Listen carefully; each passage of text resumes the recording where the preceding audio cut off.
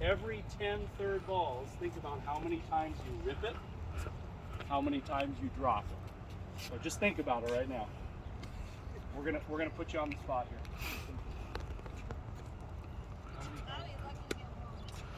So how many times you try to Oh, a lot. try to Maybe 1 out of 10. No, add 10 of them. How many of those do you try to hit? Okay, perfect. 7 or 8? All of them. I like it. That's my school. 6 or 7? 5. 7. 4 or 5. 9.5. Is that legal? No, okay. Say 5. 7, 8. 9. 7 or 8. 7. 50%. Okay. 8 or 9. 7 or 8. 7 or 8. I don't drive because I can't. You don't drive because you can't?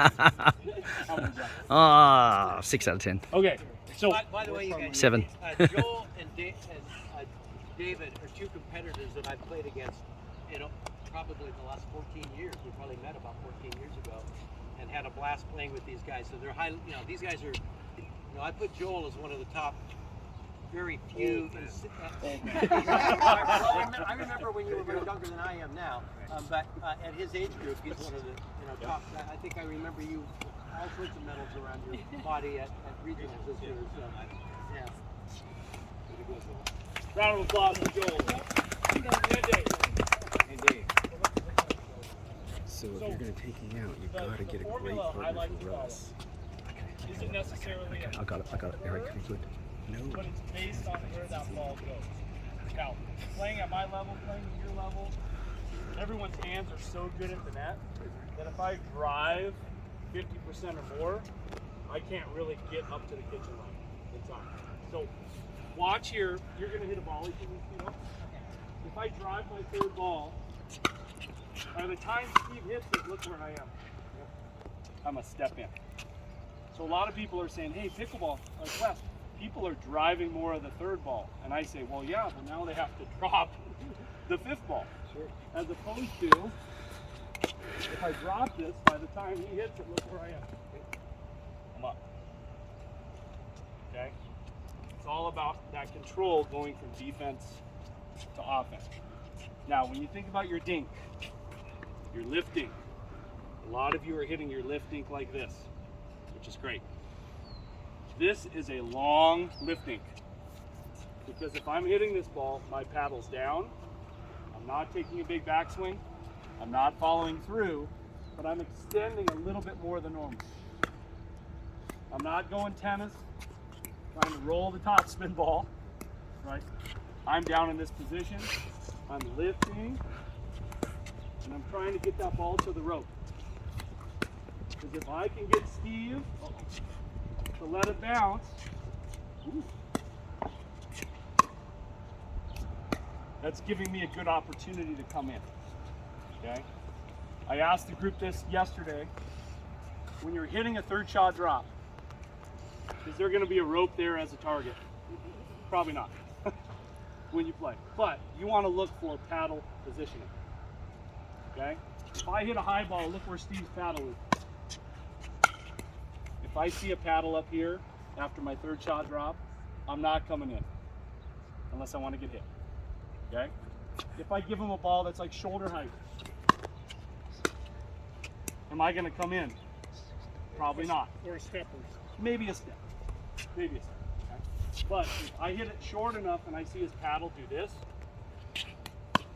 I'm coming in. Okay? Even if he hits that in the air, he's got to hit up at me. He's hitting from a defensive position. Okay? Any questions on our location? Yeah. Just on your third, is your contention that you should always be able to get up to the line on the third, or are you sometimes stopping in a transition? It's a great question, Joel. For me, playing and with I have a partner who's about your height when I play. I try to get that low and come in and join my partner. But I think a lot of it too is based on mobility and comfort level of getting forward. I think the goal would be to get in at least a few steps. If you don't feel like you can get all the way in, get up to this point at least, as opposed to if you hang back and a player sees that, they're going to hit a drop shot. Joel, I'm noticing even at the top players our age, they usually wind up hitting one more shot Yep. in the transitional area before they get to the net. But their first dink is good enough where their partner goes in front of the crowd.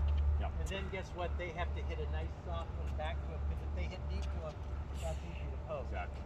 So we're probably going to be hitting one more shot in that transitional area a lot of Yep. times, where the young kids may just be like that up towards the net. And of course, crucial to that is the partner pulling it. Yeah. Yeah. Yeah. Can I get 2 volunteers that want to join us? Come on out, Robin. Dave, you want to go on that side? Okay. So if we're hitting our third shot from this position, these guys are up here.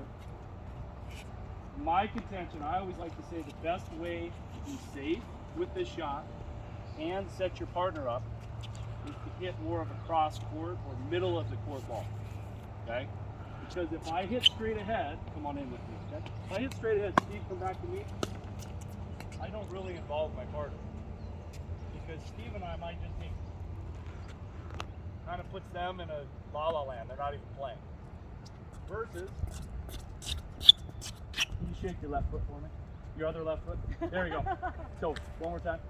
If I aim for that target, and I hit a really good ball, can you reach for me? How hard is it for Dave to take that ball and put it over there for a winner? Pretty difficult. Okay? So what I want to do is I want to aim for that spot to set up my partner. She go all the way in. So she can get in there and be in an offensive position.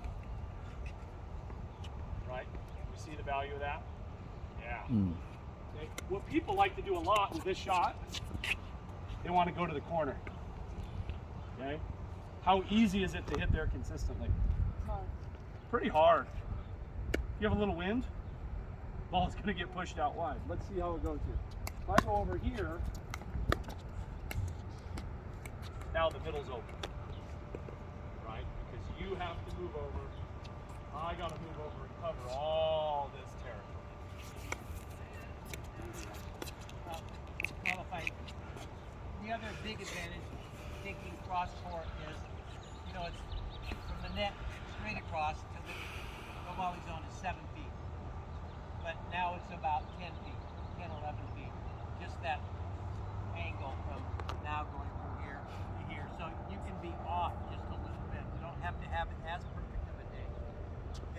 If I ever am hitting a third and the big, tall, really good person is at the net straight across from me, I'm going to take that cross court to try to keep that reach of the long person out of the game. Okay, now what if the ball is returned right here? Okay? Good question. And then I'm to return it. Am I going to want to return it to that same spot? I generally go to that middle to cross court area Okay. every time, because if you're moving in this direction and you're trying to put it back in that direction, you're moving this way, you're trying to get an opposite way. Right.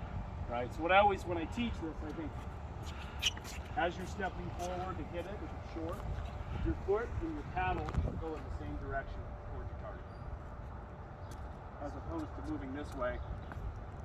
But I guess what I'm asking, as opposed to maybe trying to hit that corner, the backhand corner. Yeah, I think you can aim middle-ish. Okay. So Steve, can you reach out with your forehand? Even if I get this low enough and it's Steve's forehand, can he really hurt me from that position? Nothing I can do. Not really. So I don't necessarily need to go in that corner. Okay.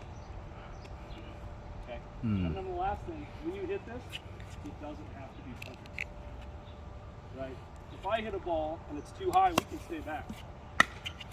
Too high, we can stay back. Now it's good, maybe. So don't feel like you have to rush in.